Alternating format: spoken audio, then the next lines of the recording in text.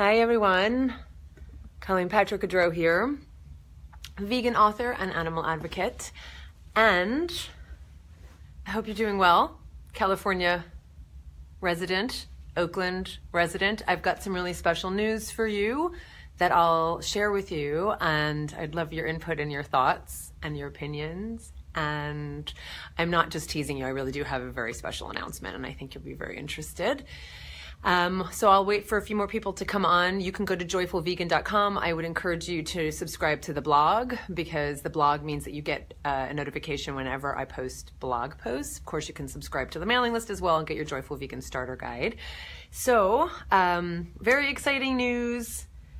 That has been a long time coming, and I haven't made a final decision yet, but I just wanted to get your input and let you know that it's very possible that I could have a new book coming out. I got an offer for my newest book proposal that I've been working really hard on, and I'm very excited about it. Hi, Shelley.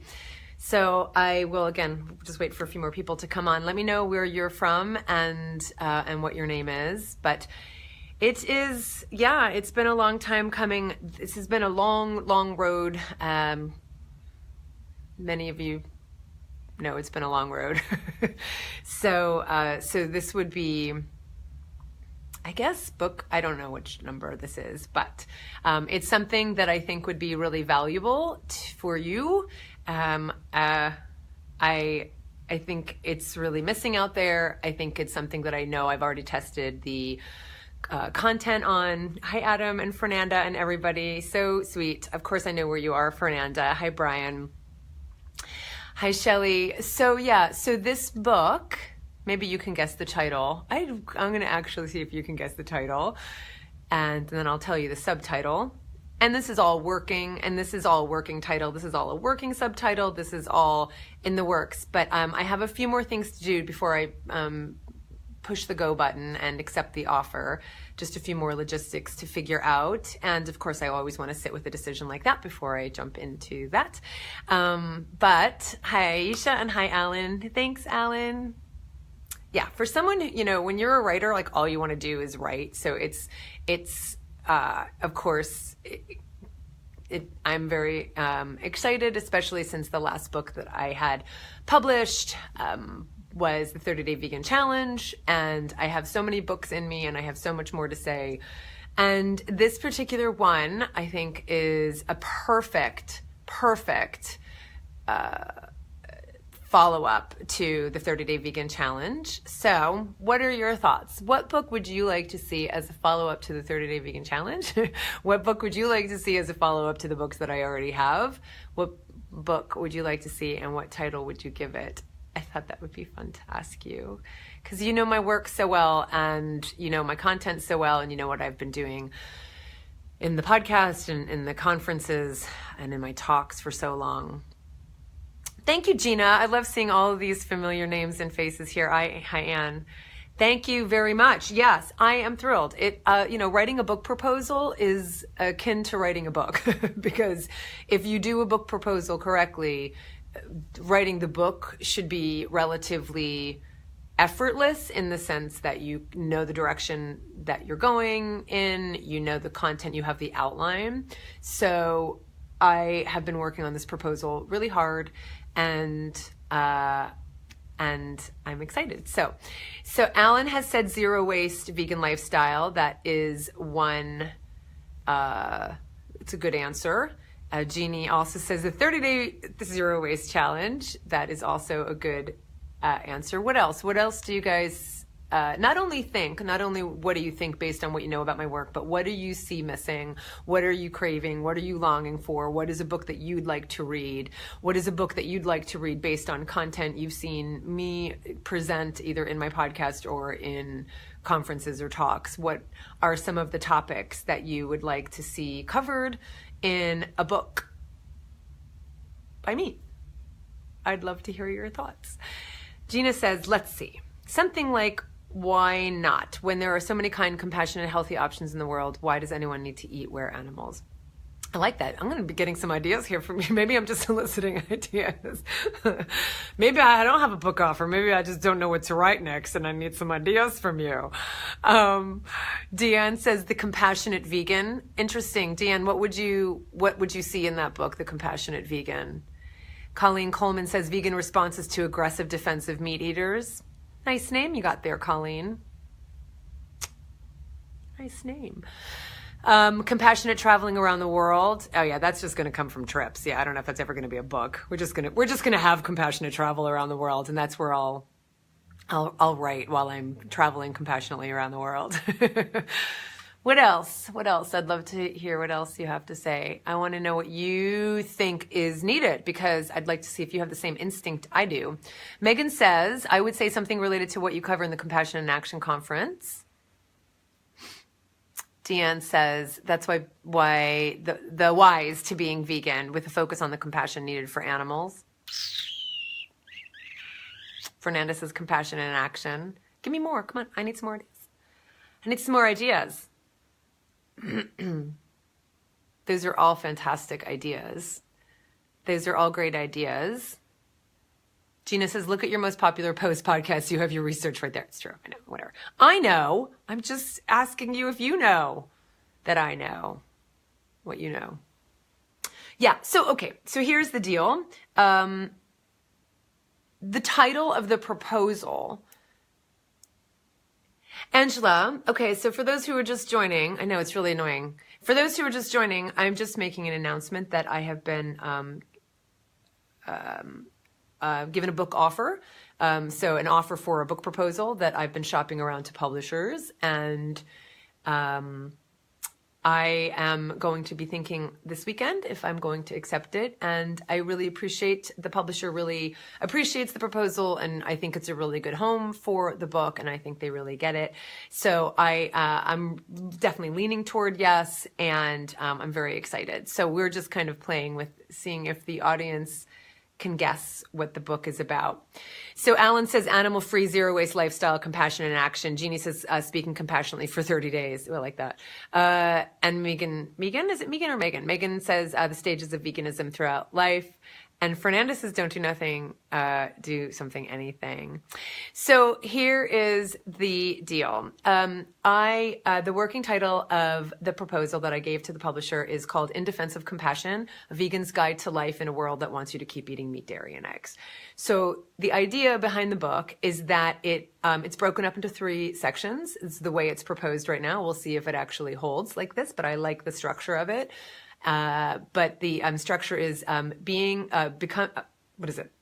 becoming vegan, being vegan, and staying vegan. And the idea is that it's going to talk about all of those experiences that we experience before we become vegan. So all of the cognitive dissonance and all of the analogies I've used to being asleep and all of the ways in which we and industry keeps us asleep to animal suffering.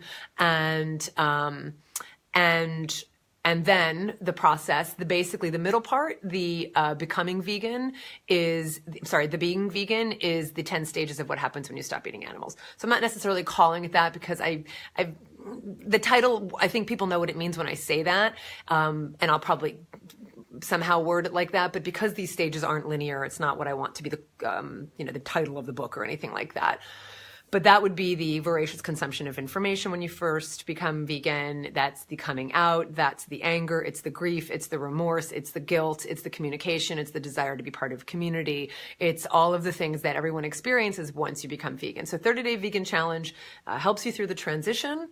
And then once you get to the other side of that, you still have to deal with all of the social aspects, the emotional aspects, the communication aspects. Part 3, which I love, which is the staying vegan part, is all of the questions that we all get being vegan. So everything you've heard me talk about in the podcast, everything you've heard me talk about in videos and here in the Vegan Point of View series, all of the, what would happen to animals if we stop eating them? We would be overrun with them.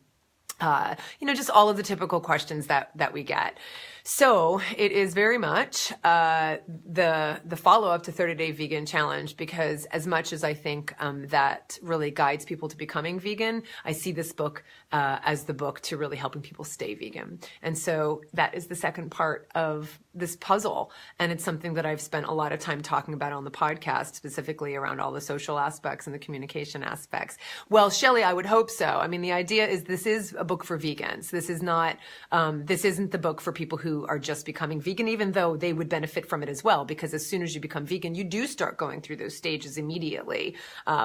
But the reason I talk about those stages is because we all experience them all the time. We go through them. We go to 1 and 2 and 3 and back and 4, and we can do it within a day, and we can do over a course of our lifetime. So it's not just, it's not really just this linear thing as once you become vegan. And if I've been vegan for 20 years and I don't have to read the book, the idea is that it's strengthening vegan. It's exactly, that's right, Anne. It really is that. And it's funny you said that, Fernanda, because the original title that I was kind of thinking about for the book is Don't Do Nothing Because You Can't Do Everything, Do Something, Anything. But I do feel like that's almost like the message to someone who's just becoming vegan, not the message to people who are already vegan. However, the publisher had a really great idea, and I kind of like it. So right now the title is In Defense of Compassion, which is kind of ironic, because why would you have to defend compassion? And yet we do. So I feel very strongly about that title. And then it's A Vegan's Guide to Life in a World That Wants You to Keep Eating Meat, Dairy, and Eggs. But he thought The Joyful Vegan as a title is also really strong. And considering the fact that that's my brand, but it's also again, compassion is the foundation of my work. But I think the message that I'm constantly giving is that this is not just about sorrow, but that it's also about joy. And so The Joyful Vegan right off the bat as a title, I'd like to hear what you think. And we can do a vote, because there might come a time where it really is going to come down to a vote. But I'd love to know if you have a sense of if you like In Defense of Compassion as the title, or if you like The Joyful Vegan. I'd be curious to know. Yep, absolutely, Shelley. That is one of the aspects. Absolutely. Yep. Shelley says, I hope you address the exhaustion vegans get when faced with cruelty to animals. It's a daily for me, and it's hard. Yep. Yes, indeed. That is the idea. And one of the things I said, I don't remember if you heard it, but one of the things I said, and we're going to be talking about this in the Compassion in Action Conference in August that I hope you're registering for, is that I really am moving away from the term compassion fatigue, because I don't think that really accurately portrays what is happening. Compassion is actually what will heal you from those wounds and from that exhaustion. It's more that it's empathic distress. And that is a term that has been used in the field of psychology, and it resonates with me a lot more. So it really is this kind of overstimulation of empathy rather than compassion. And those are two very different things. So it's one of the things we're going to be talking about in the Compassion in Action Conference, certainly distinguishing between those two. But then, of course, the main thing is how to then get out of that and heal from that. So Miroslav, thank you for contributing, says In Defense of Compassion she really likes. Gina says a vote would be great. Tim Ferriss famously ran some Google ads to test his top ideas for titles. That is what gave him the 4-hour work week, although that was not his first choice. Very interesting. I didn't know that. Oh, that's really helpful. Brian says he likes In Defense of Compassion. Adam loves In Defense of Compassion, So Universal audiobook as well. Yeah, actually the offer is for an audiobook as well. And I hope that's going to be, when they give you the offer, that's part of it, but it's not a guarantee. But I would hope to do the audiobook. I would love a book about a joyful vegan. Yeah, and even if it's not called The Joyful Vegan, it is going to be about being a joyful vegan. And then what else do we have? We have a lot of votes for In Defense of Compassion. Casey says In Defense of Compassion has my vote. I feel like non-vegans might be more likely to pick up as well. I agree. And I think with that title, because vegan is in the subtitle, it's not that it's not there at all. And of course, publishers are also always worried about keywords, and because it's all about like titles and subtitles. That's why you see titles being really long these days, and especially nonfiction titles having a lot of keywords in them. That's kind of the thing that marketers and publishers are always thinking about now, but vegan is in the subtitle. So In Defense of Compassion, The Vegan's Guide to Life in a World That Wants You to Keep Eating Meat, Dairy, and Eggs. I feel like non-vegans would see that and go, what is that all about? What does that have to do with me? I'm compassionate All right. So I really like In Defense of Compassion. So that's been on my mind for a long time. I've been playing with that title for a long time, and I think it fits. I think it's suited. Colleen says, or about being the vegan you wish you met before you became vegan. Yeah, well, that's pretty much what it's about. It really is about being the compassionate person in this world, whether you're even when you become vegan. So we do see evidence of people not quite living compassionately, even though they're vegan. Gina, I would love to talk to you. I should really talk to you because I am terrible. Like, that's the kind of stuff that I don't know and I just don't have the bandwidth to focus on that. So I would love to talk to you about doing Google Ads. And even now, if you're interested in doing something, maybe we can private message each other. So for those who are just joining, hi, Barbara. For those who are just joining, I have been given an offer for my newest book, and I'm going to be thinking on it over this weekend. And I'm very excited about it, and I'm very honored. And I think it's needed, and I think it's necessary. So again, the working title is In Defense of Compassion, A Vegan's Guide to Life in a World That Wants You to Keep Eating Meat, Dairy, and Eggs.